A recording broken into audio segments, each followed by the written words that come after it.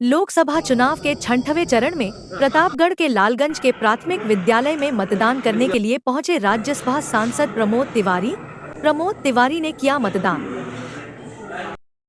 सबसे पहले तो मैं स्वतंत्रता संग्राम सेनानियों को और बाबा साहब भीमराव अंबेडकर को, जिन्होंने नेहरू गांधी की सरकार में कानून मंत्री के रूप में संविधान दिया, जिससे हमें वोट देने का अधिकार मिला, तो उनको स्मरण करते हुए श्रद्धापूर्वक मुझे हार्दिक प्रसन्नता है कि आज़ाद भारत में मुझे वोट डालने का मौका मिला और मैंने अपना मतदान एक स्थिर, अस्थायी और जो सबको साथ लेकर चल सके, जो विकास और प्रगति की बात करे, बंटवारे की बात न करे, धर्म के आधार पर, जात के आधार पर, ऐसी सरकार बनाने के लिए अपना योगदान देने का मौका मिला। सर, क्या लगता है पाँच चरण के चुनाव समाप्त हो गए, 6वें चरण का आज मतदान हो रहा है, क्या सीन देखते हैं?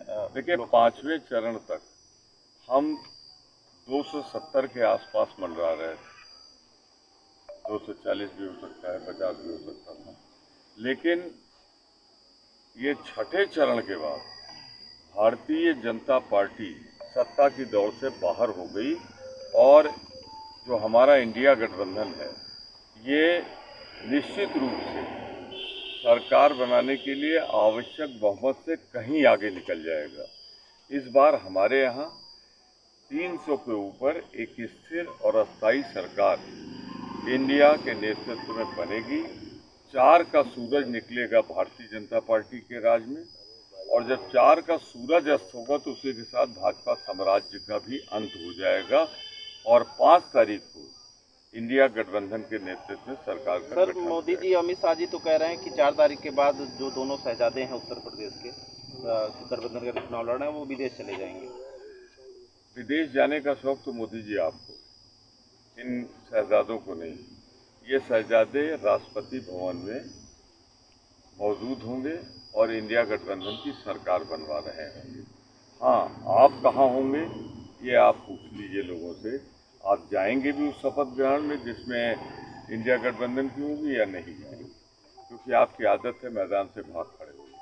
लेकिन मोदी जी, मैं आपसे एक विनम्र आग्रह करूँगा, आपने प्रधानमंत्री पद की गरिमा इस चुनाव में बहुत गिराई। आपके भाषण प्रधानमंत्री पद की गरिमा के अनुरूप है। जिस तरह आपने धर्म के नाम पे जहर बोया, जिस तरीके से आपने अलगाववाद के नाम पे जहर बोया, जिस तरह आपने पाकिस्तान, हिंदुस्तान और हिंदू मुसलमान किया, वो भारत के प्रधानमंत्री को शोभा नहीं देता और जनता ने आपको करारा जवाब दिया है। इसीलिए आजमगढ़ की बात कर लें, आजमगढ़ उपचुनाव हार गई थी समाजवादी पार्टी, इस बार क्या सोचते हैं? हॉट सीट है उत्तर प्रदेश की, क्या लग रहा है आपको आजमगढ़ की बात करें? देखिए, वो पूरी सरकार लग गई थी उस चुनाव में हराने के लिए। अब स्थिति वहाँ ये है कि लाख के ऊपर धर्मेंद्र जी जीतेंगे और निरहुआ चुनाव हारेंगे। उसका कारण है कि कुछ किए नहीं निरहुआ ने।